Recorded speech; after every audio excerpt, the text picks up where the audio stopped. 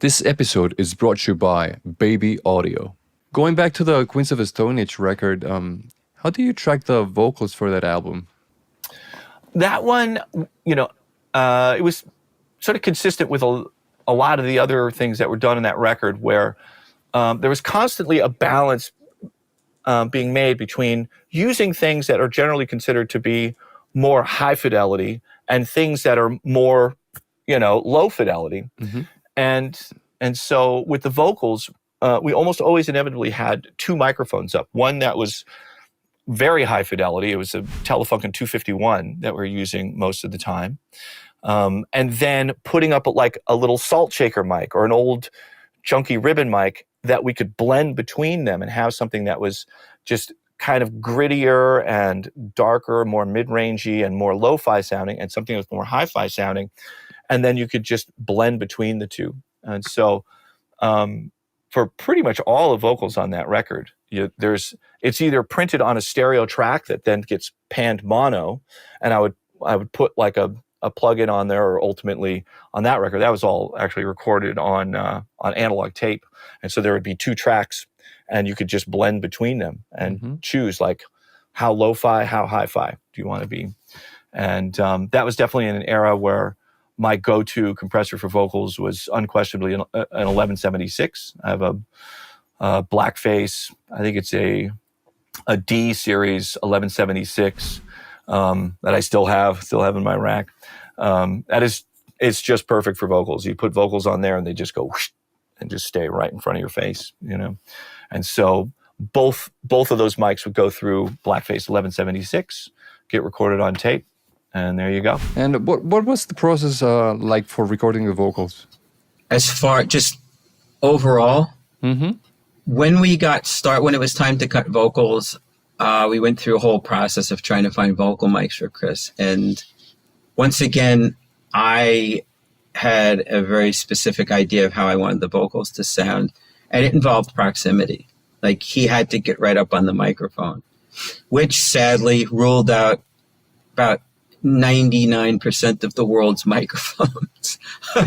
Because obviously most vocalists will sing, relatively speaking, a decent distance from microphones. I personally don't like that, and I never have. I just prefer this kind of proximity, because I want to pick up every little detail of what a vocalist is doing. And with Chris's voice, it was so powerful that most of the diaphragms of microphones, like a really nice U47 or a 251, they just go like when he starts singing into that.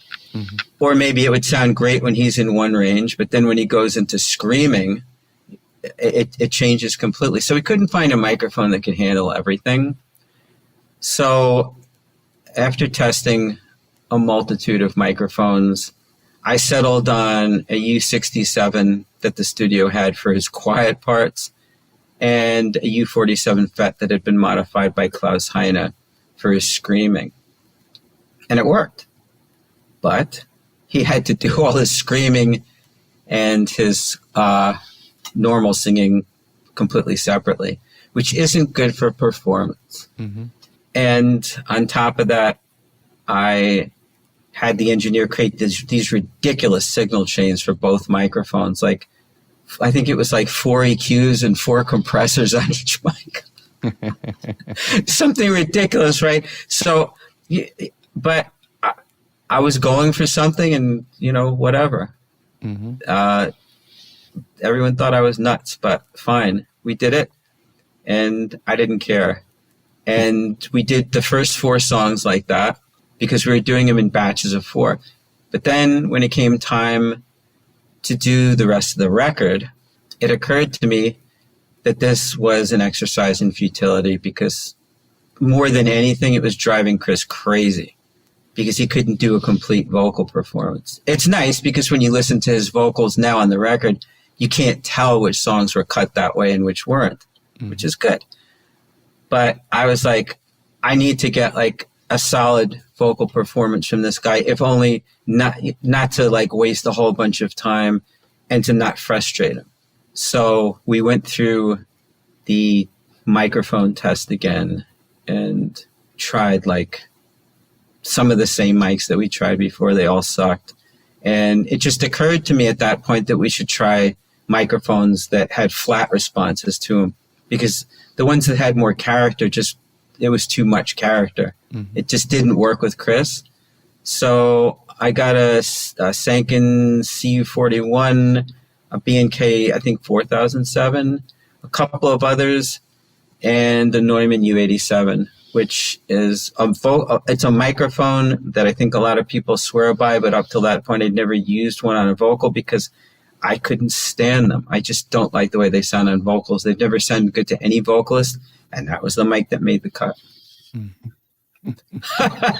Hands down, he could navigate through quiet parts and loud parts on it.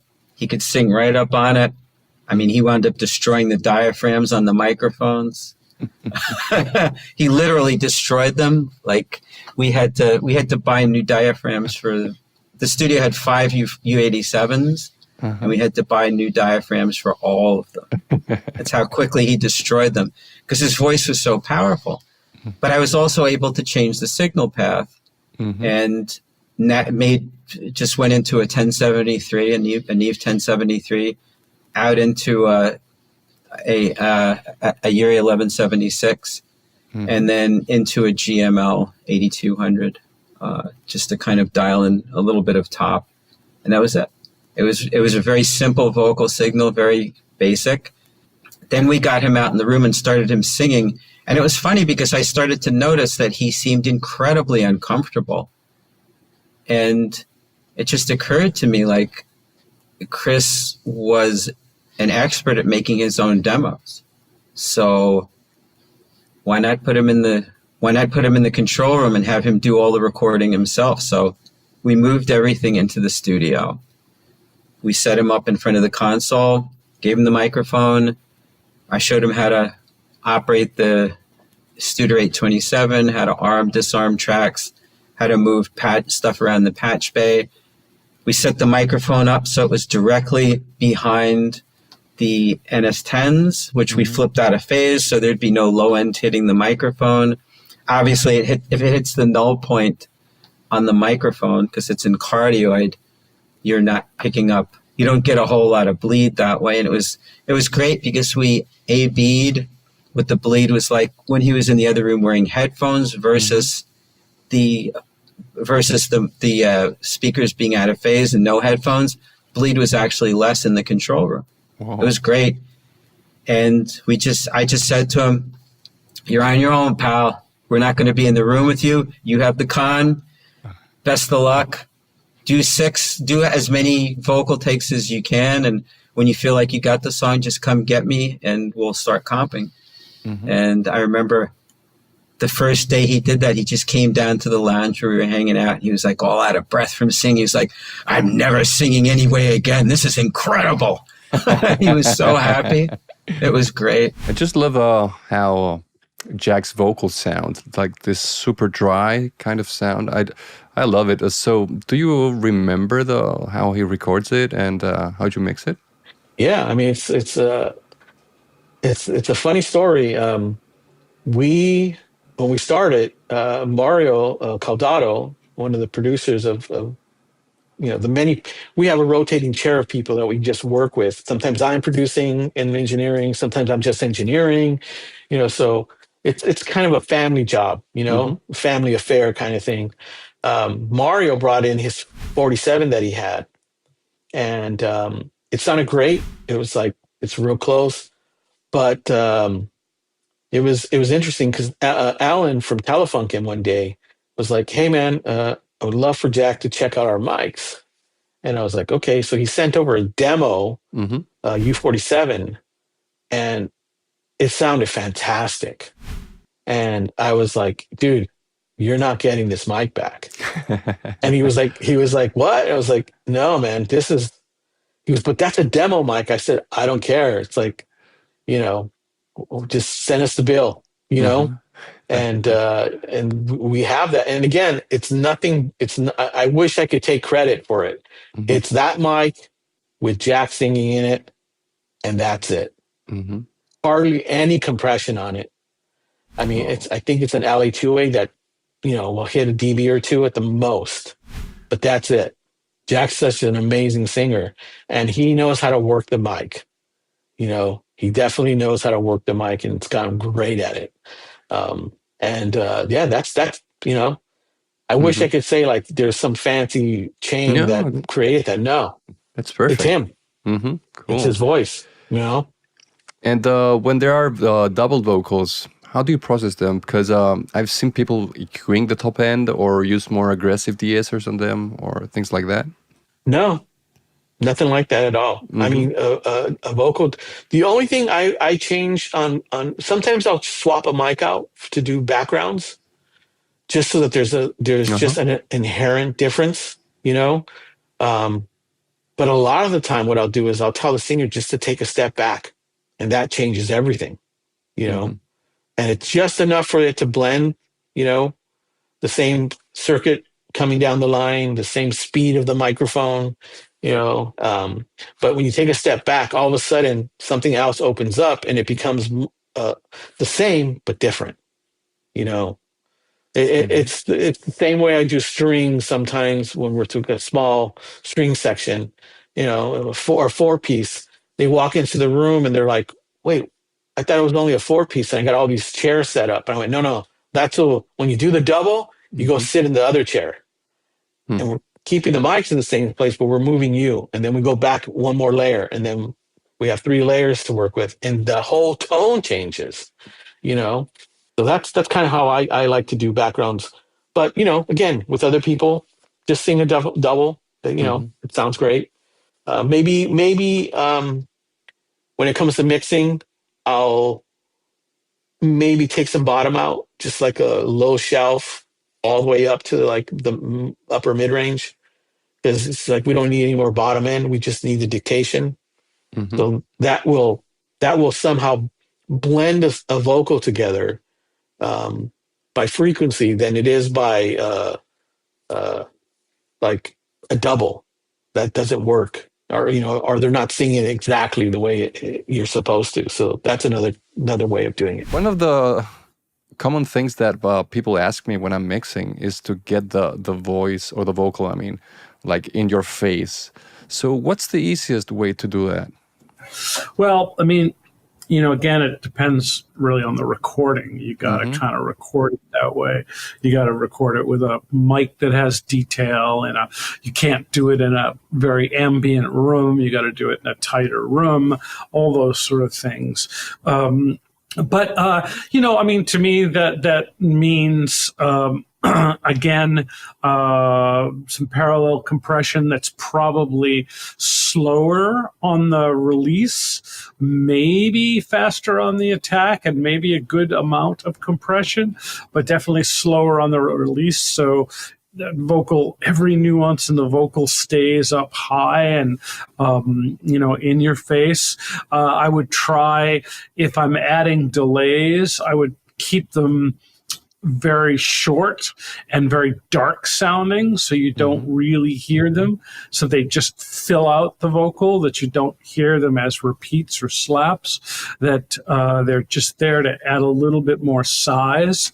The one thing that's really good for getting vocals to be a little bit more in your face and 3-dimensional at the same time is to use some kind of a pitch shift left and right, like the AMS DMX or the Eventide H3000 plugins are great for that, where you put a little pitch shift down on one side, a little pitch shift up on the other side, split them left and right, and it gives the vocal a little bit of width and chorusing. So it kind of makes the vocal a little bit more exciting, but also a little bit more 3D. And again, I would probably, not have those effects too bright. I might roll off top end on the effects. Have you tried Baby Audio's plugins? They're designed to inspire creativity and enhance your music production experience. From their Crystalline River plugin, offering ultra-clean reflex free of metallic artifacts, to Spaced Out, a hybrid reverb and delay workstation that combines over 50 individual effects. Baby Audio provides tools that can transform your sound. Right now, you can get an exclusive discount on all their plugins. Just use the code AGARTHA15 at checkout. Don't miss out. Click the link in the description and elevate your music today. And do you remember the vocal chain you used during the recording and mixing of San Quentin? Yeah, San Quentin was probably pretty simple, and we've gone through a variety of vocal setups over the years, and it's funny. It's funny when people comment to me which like vocal sound they like the best. They're like, "Oh, I really love the vocal sound on that," and then they find out like what the setup was, and it's like very underwhelming. But for pretty much the entire Get Rollin' album, we used the Townsend Sphere. They've got the modeling mic. I've been a big fan of that since it came out, and pretty much most of my clients that I work with regularly at least have one, whether they use it or not. Like I got to a point, especially during the pandemic when everybody was remotely working, I would send one to everybody. And so that way, it's like we had almost like it was a little bit of a standardized vocal chain. So that way, when they would send me vocals to go through, it was very consistent. And then you can kind of change the sound afterwards. And so I really love that system, and I use it a lot. And so Get Rollin' was, I think, exclusively, the Townsend Sphere. And Chad's a loud singer, so it can also take a lot of SPL, right? That we've been limited to which mics we can use, even if they sound really good. When he gets loud, the capsule starts collapsing and distorting a little bit on other mics. So finding a mic that we like the sound of that can also take the SPL has sometimes been challenging with him. So the Sphere's great because I can get the sound of all the mics that I want, with the modeling, but it can take the SPL of his of the volume. So it would have been that, and it probably just went into like a Vintech EQ or a Vintech mic pre, like a 1073 style mic pre. And with the Townsend Sphere, I don't EQ or compress going in. So I go in pretty flat, and then I do all of the compression and all of the EQ stuff after the fact. While we were mixing, I did run all the lead vocals through a hardware chain. I'm trying to remember exactly what that was. It probably was like a 1081 style EQ, like a Blue Stripe style 1176, and then I think it was a DBX 902 compressor. And one of the reasons I like to, instead of doing that going in, I like doing that after the fact, because I do a lot of kind of like post-production or pre-mixing editing. So I'll go and automate EQs to get the vocal to sit properly and get rid of harshness. And I'll get levels kind of sorted out to where the compressor's seeing a little bit more of a consistent level. So there's a bunch of stuff I like to do in between we've recorded and we're starting to mix. So I save a lot of that processing for kind of the mix stage. What is it like producing Ozzy Osbourne's vocals? What's it like? Yeah. It's fucking nerve-wracking. Ozzy is a person who does not like recording studios. Oh. And he made that very clear to me early on. In no uncertain terms either. And he has this way of recording vocals that I think he got from working with Max Norman, who did his first and second solo records. And so he would record a line and then he'd go back and double it. So he hasn't actually sung a vocal from start to finish in a recording studio. At least he didn't up till the point that I'd worked with him since Black Sabbath, which is fine since people love his voice so much, and rightly so, because it's one of the greatest voices ever. But it makes recording vocals a chore, to be certain. So you got to sit in the studio with him and go through this whole rigmarole, right? And you're dealing with someone who doesn't like being in a studio to start with. So you're in there, he's singing, so he sings a line, he's okay, go double it now. So he'd double it, He doubles it a couple of times. He tries it. He's like, I forgot the phrasing. Let's go back and do the first one again. So you got to do that. And this process would just go on for hours and hours. And then there'd be a couple of times where we'd stop. We'd be waiting to hear him say something, and he'd just be standing there, and we'd know he was still there because you could hear his jewelry shaking because he's standing there like this. And then all of a sudden I'd press the talk back, and he'd be like, Ozzy, and he'd be like, roll the fucking tape, like that. I'd be like, okay.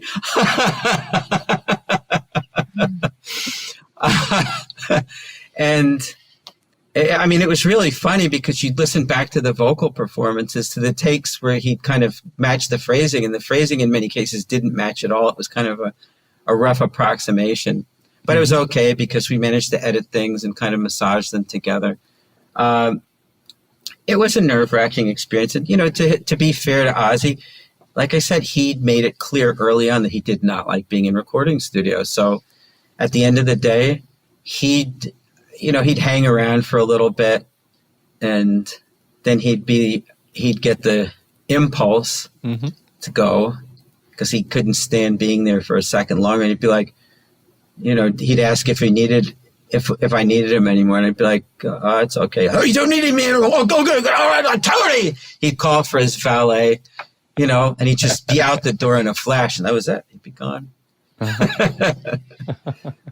Do you remember his vocal chain?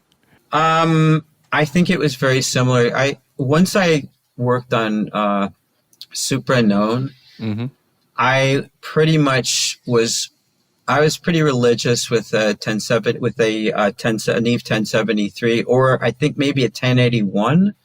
We may have used a 1081 on his voice. Generally, it was a 1073 to an 1176 with a GML 8200 on the back end. And his vocal mic was a Neumann M49. Oh, what is your preferred vocal chain for recording and mixing vocals right now? Well, I've been loving for the preamp. I've been using this RCA tube console.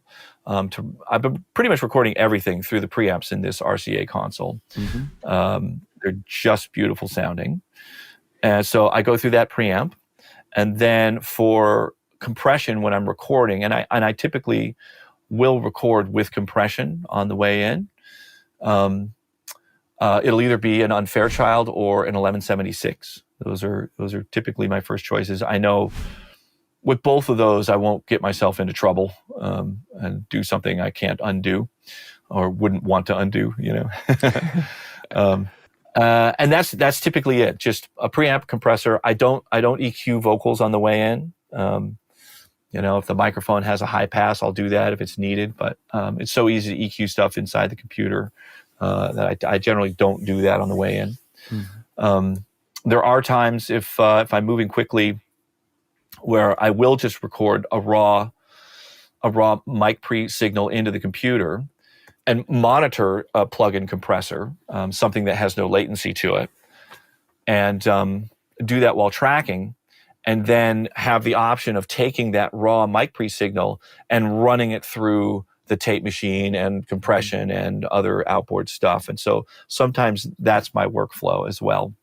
If I'm moving really fast and just want to like, okay, put up a mic and get signal, here we go. I'll just put a little compression on there. Okay, let's record. And then I always have the option of processing it through that stuff after the fact. And how did Scott record his vocals? Did he prepare in a specific way or just show up and sing? He would just show up and sing. I mean, he was, gosh, a talented singer, and he was really, really in touch with his voice and control over it. It's almost like, you know, a guitarist has a pedal board with all these different things they can hit and access these sounds. And he had a great way of being able to get just the biggest, fullest, rough rock vocal, but then go to a nice head voice that's super clean and really pure notes. So he was very talented in that way. And generally those vocals would just be, you know, Brendan and Nick and say me in the room and him in a vocal booth behind a nice fancy U47 or something. And, you know, just running through it, you know, I mean, in the analog days, you might have just 3 tracks to record on, and then it would get comped over to one. But he had a real good sensibility of, what he was looking for, and Brendan could help lead him in those directions and stuff. But he was just kind of a natural with all that stuff. So it would just, a lead vocal in the song might take 30 minutes worth of tracking, I mean, it wasn't like a painstaking thing. You end up with a vocal comp. Next day you come back and you're like, that little part can be better or whatever. Let's just try to get that. And then you're pretty much done. So. And so the band was not present there in the studio. It was just usually not for vocals. I mean, vocals are such a personal thing, for people, and you don't want anybody unnecessary in the room. It can add just more energy. And I don't mean to say that the band is not necessary, but it's just like they wanted to give him the space to do whatever he wanted to do, and just kind of clear the room so he can just strictly focus on what he's doing, So, and that's also an important part of just, as an engineer or a producer, like how you carry yourself and your demeanor, or as what people here in the States talk about doctors, their bedside manner. I don't know if you ever heard that, but it's just when they're just sitting there talking to you, do you feel comfortable and at ease? Because you want to get everything you can from a singer. You want them to trust you, trust the situation, and enable them to really pour their heart out in a performance, So that's something that Brendan and Nick both were really good at, and I've tried to carry on as well, just being easy to be in the room with. So cool. And do you remember the vocal chain used for the number 4 album? For number 4, I'm trying to think if I have any notes. I have a few of those sessions as well. Generally, for a long, long time, on the second and third record, they were using a lot of the AKG, the C12 VR, sometimes the Tube, sometimes an SM7. I have the track sheets for Interstate Love Song. I think it's the SM7. Cool. Really? So, that's right. Secrets of the pros, right? Everybody can afford this microphone, So those are great mics. But on number 4, a lot of that was recorded at NRG Studios, some at the Village. So they were probably, at that point, I think we were mainly on U47 Neumanns for most of the vocal stuff. And when possible, Brendan would always use the Tube Tech compressor. And if that wasn't available, then, like an 1176 or something. But he really favored the Tube Tech, CL1B. Did he usually do a lot of takes? No, I wouldn't say so. The song Atlanta, that's more of an acoustic type song. That's the vocal with the band. That's the take. Cool. That went down live. So, he didn't do a lot. Like I'd say, especially on tape, there'd be like 3 takes or whatever. And then later on, say when I engineered the Velvet Revolver record, with Scott, and it'd be 4, 5 takes. We're in Pro Tools at that point, 4 or 5 takes, just to get it. He kind of, you'd figure out what you needed, what he wanted, and how to get it pretty quickly. But he was good at delivering, when it was time. So, and he used a megaphone a lot live. So how did you achieve those distorted and lo-fi vocals in the studio? Any of that stuff, let's see, trying to think back. Sometimes, I'm not sure on specific albums, but I would give you an overall. A lot of times we would just run it back to a guitar amp, like a little deluxe tweed, run a line back to it. Or we used to... you could take, say, like a SM7 or a 57 and put a turnaround on the end of the mic cable and go into a DI box, and then the 1/4 inch out of that into an amp. It almost like became a reverse DI that would let you feed other sources. We had something called a Sherman filter bank, which was a cool little box that I think Radiohead used it a bunch. Yeah, so we used that some on drums or vocals if we wanted something a little weird. And then the good old Sansamp, the rack mount Sansamp was always a good thing. But even just to get the little smaller filtered radio vocal, we had a few microphones that sounded good for that sort of thing. But one trick would be the Drummer gates. What was that? The 201 or whatever, those single rack space Drummer gates. Yeah. There were 2 channels. And if you put it on key listen and then take the high pass and low pass filter and just turn those would give you a really good filtered vocal sound. And then we also had a passive, what was that box called? I don't know if Langevin made it or something like that, but it was a passive filter that had these 2 big knobs that you could sort of turn, and it would give you that sort of filtered sound. It wasn't necessarily distorted, but it was kind of a lo-fi sound. So it would be things like that. Do you remember the vocal chain you used when mixing for Prince? Can you tell us about that experience? Yeah, a little bit. I mean, so first of all, there was obviously the recording of it, right? So he had a C12 AKG C12, and we used just the board pre's because that was set up. Yeah, we just used the board pre's of an SSL 8000. That's an 8000, which is basically a 4000 with more buses at Paisley Park Studio A, and he had an LA2A set up there. That was really not my choice. It was just there, and basically the way he did it, as many people know now, he basically had it coming on whatever channel 24 in the board, and then the bus matrix was all pressed to all 24 tracks. So he could actually do. He used the analog tape to record his own vocals, and just was able to, like, on the fly change the tracks and whatever. He didn't need an engineer for that. It's totally funny. I worked with him for a little bit more over a year or so. I recorded vocals for him personally only one time. One time when he's like, I need this background stack on on this, and so he jumped on the nearest mic, more to speak. But like, he does it all basically. It was actually very, very thoughtful. Paisley Park has an engineer's lounge. So basically, where he says, okay, I'm going to do the vocal on this song. Like, all you do is, like, you set everything for it up and make sure it works, and then basically you sit in the lounge that is only for you as an engineer to wait for him to be done. But on the mixing side, it was very, very minimal, because he is like that. He's very he didn't really appreciate so much any, like, trickery in that kind of way. Like parallel processing, for instance, is like, why are you doing that? Like, he would say stuff like that. There should be a kick drum and nothing else. The end. I'm like, okay. So even though I don't 100% remember, I can it wouldn't have been much more complicated than an R compressor.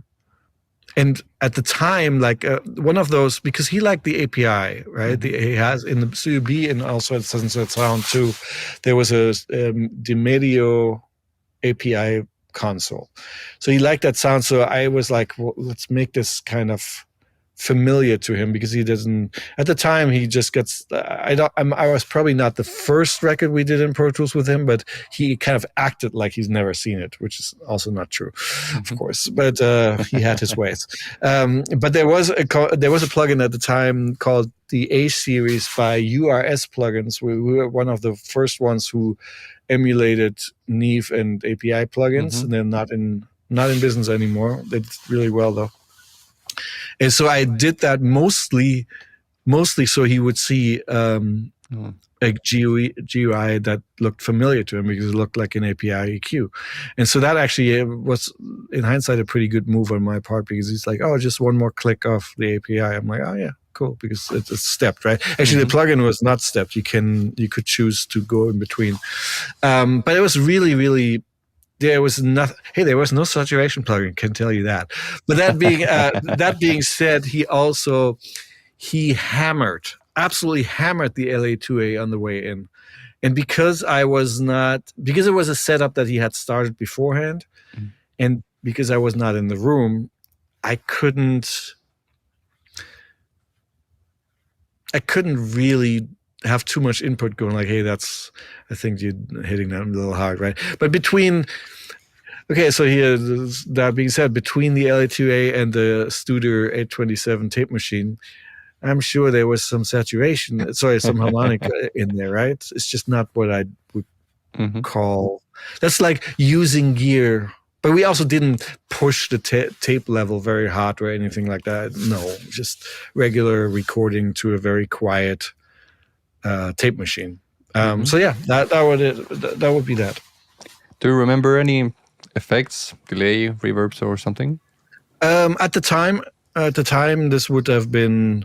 As I say in this reverb masterclass, I am a huge proponent of plates on vocals. They just seem cleaner to me, and they're splashy, and they're almost like synthesizers, like subtractive synths, where you have a lot of frequencies, and then you take a filter to take it down. While halls, this is a very, very random and rough descriptions. To me, they seem like darker and woolier always. So it would have been a plate, and the funny part is Paisley Park actually had 2 plates, but we never used them because we mixed the songs in the computer, which is something he wanted to do.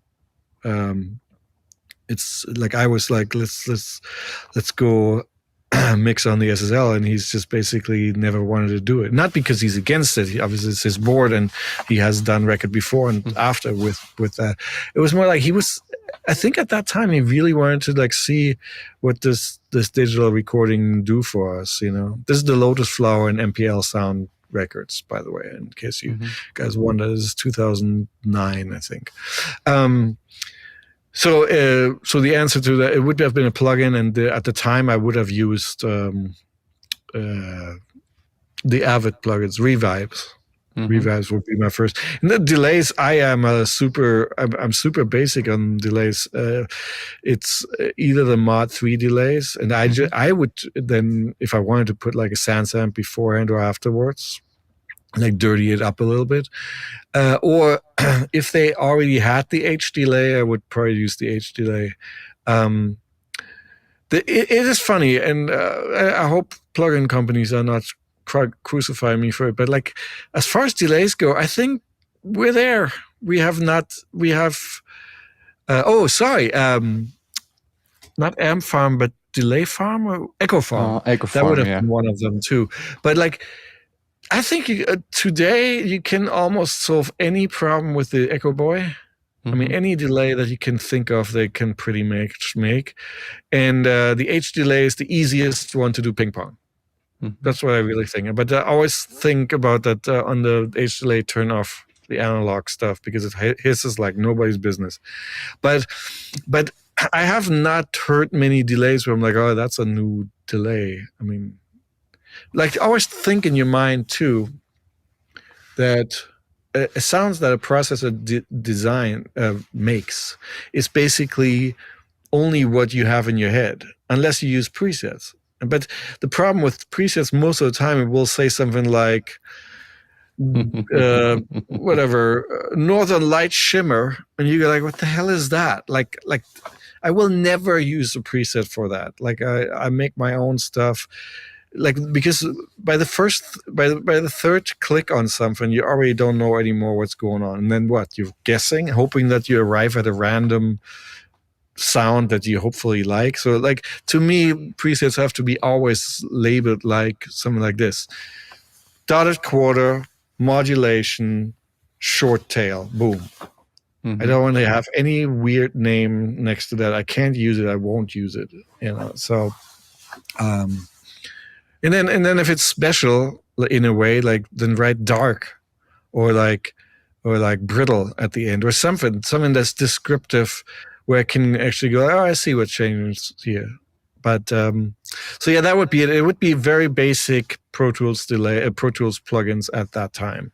Great. The second question here is, what vocal chain did you use to record Jerry Cantrell's latest album? Well, you're talking about the new one that Joe Barresi just did, or Brighton? Because I wasn't on the Joe Barresi record. The last one you did. Oh, okay. Yeah, so that was multiple things. We had Mojave. I think it's the MA1000. Really nice microphone. He has a UA mic pre with a built-in 1176. Have you seen that? So that's Jerry's rack, and so we had that. We also had an Electro Voice 666 that John Travis lent to us, and I had that going through a Neve type mic pre. And then I also had an SM7 going through another Neve type mic pre, and both of those are going through DBX 160Xs. Do you ever track vocals with two mics at the same time? Well, I would track it with 3 mics just in case I wanted to build a double or triple out of something. So I'll have, 3 different versions. If I have 10 takes, and I can take one from the MA1000, take another take from the EV666, and another take from the SM7, then I can blend something that's not going to get weird. Like I don't know if you ever come across this, when you do too many doubles and overdubs with the same mic chain thing, and the singer's really tight, it'll sound like phasey. So I'm not a fan of that. So if just changing the compressor or the mic pre can help solve that problem, so I'm going to go one step further and just hit a different mic. And doesn't have to be right on with the other capsules, because they're never creating one sound combined. They're creating 3 different sounds. Do you have a favorite vocal chain when you're mixing? No, it's mostly through the SSL on the strip. Sometimes I'll have a side compressor that I run the vocal through, like 1176, with this different EQ on it. And I find you add a little bit of that again, like the guitar idea, it helps the vocal to just poke out a little bit more without having to crank the volume up and have the vocal like, okay, now where's my kick and snare gone? The vocal obliterating it, So I'll do a little bit of side compression on that sometimes. And then it's, for me with the vocal, like in some instances, I like super dry vocals right in your face, but they do need to be glued to the track somehow. So I like playing around I prefer delays on a vocal as opposed to reverb. Reverb just makes it sound dated to me right away. And, maybe for me going through the 80s and just now totally hating all the reverb we throw on stuff in the 80s, maybe I shy away from it. But I prefer, tighter delays and creating a space for the vocal, maybe even some short plate things so that you don't hear this reverb, but it creates a room around the vocal. I like experimenting with stuff like that. And that helps. Sort of, if you've got the vocal loud up in the mix, if you add a little bit of that stuff, it helps glue it back into the mix, and it creates a space, an interesting space for it. And do you ever use distortion on vocals? Sometimes I do, yes. I've got a couple of rat pedals, which I really like. I use them a lot on the bass, but I mean, they work a lot on a lot of things. So sometimes I'll use that on a vocal. Sometimes I'll go through, and I don't use a lot of plugins, but sometimes I'll go through the plugin bank and see what's interesting on there for distortion and whatnot. So I find a funny thing with distortion on a vocal, though, sometimes is it can either create like a sharp S, like an S that you want to de-S the vocal, or it makes the singer sound like he has a lisp. For some reason, just the way it plays with that upper mid frequency. So you got to be careful with the distortion on the vocal, for sure. You were talking about presence and clarity. So how do you add presence and clarity to the vocals without making them sound too harsh or sibilant?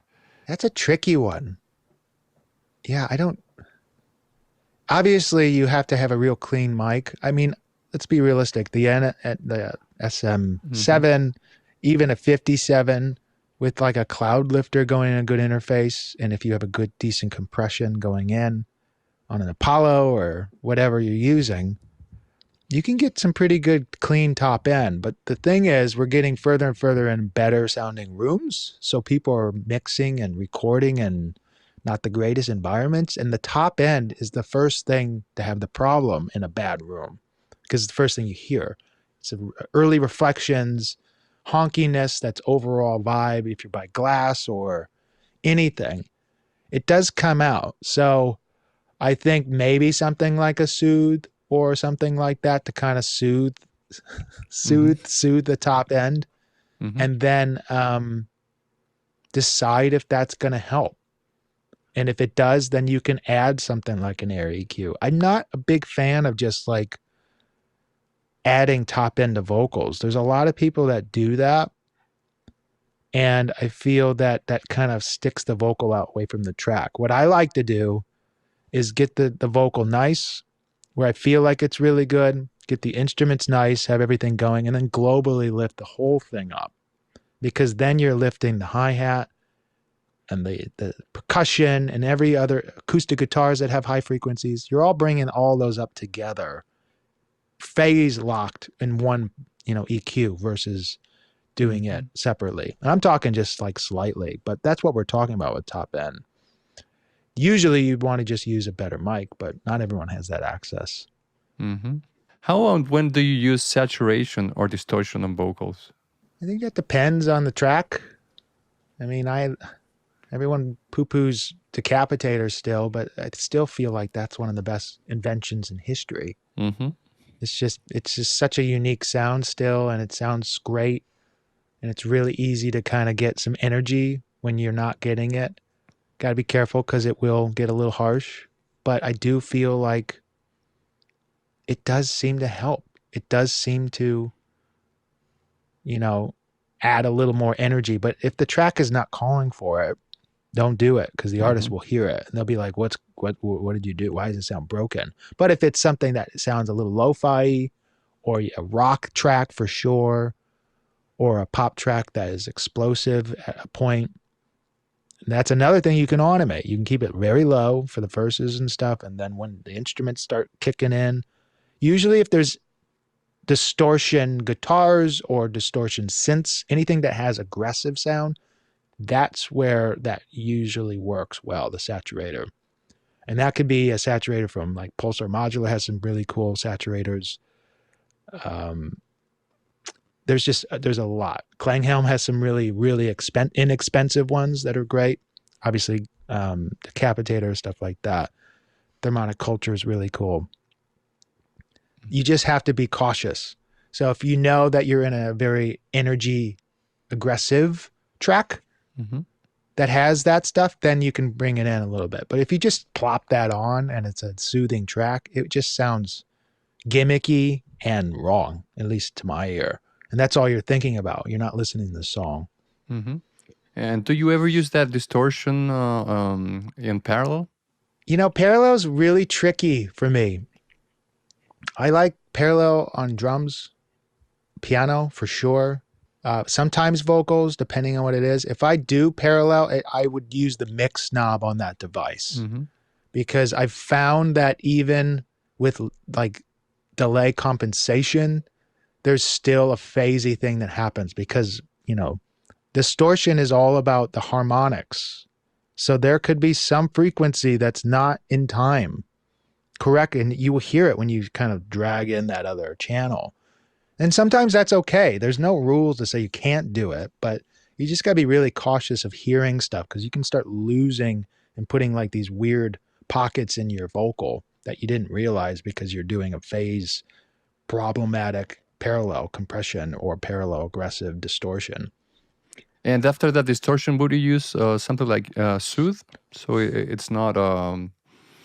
I forgot the word. Or too harsh, I mean. Yeah. You got to be careful with soothe.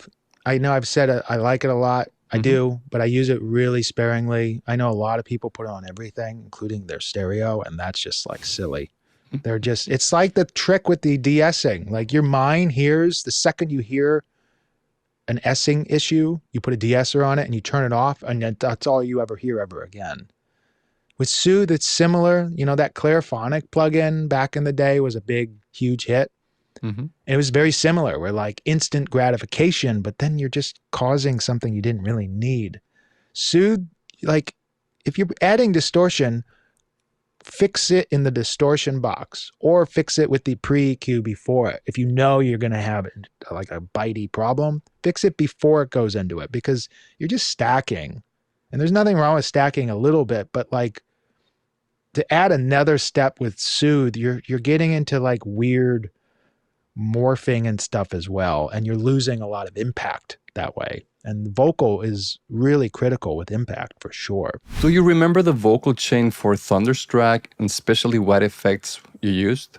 I don't remember, but I know it was pretty basic. It would have been with Brian. We always used like a Shure SM58, and that's 57 with a pop screen thing on it. He's always handheld.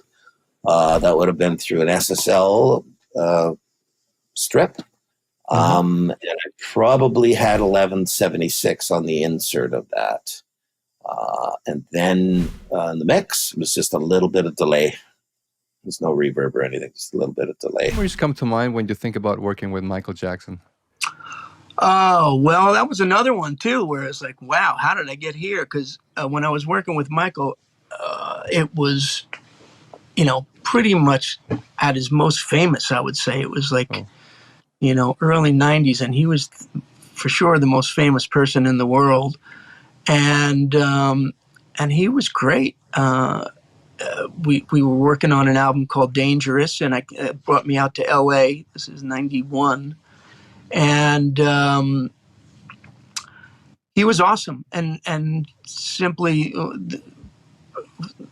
the greatest singer I've ever recorded, for sure. And he was a perfectionist and very competitive in a way that he really just wanted to, like, a number one album. He just wanted it to be the biggest, most eventful album of all time at that time. And I think that was kind of probably true of everything he did. He just wanted it to be the absolute best it could be.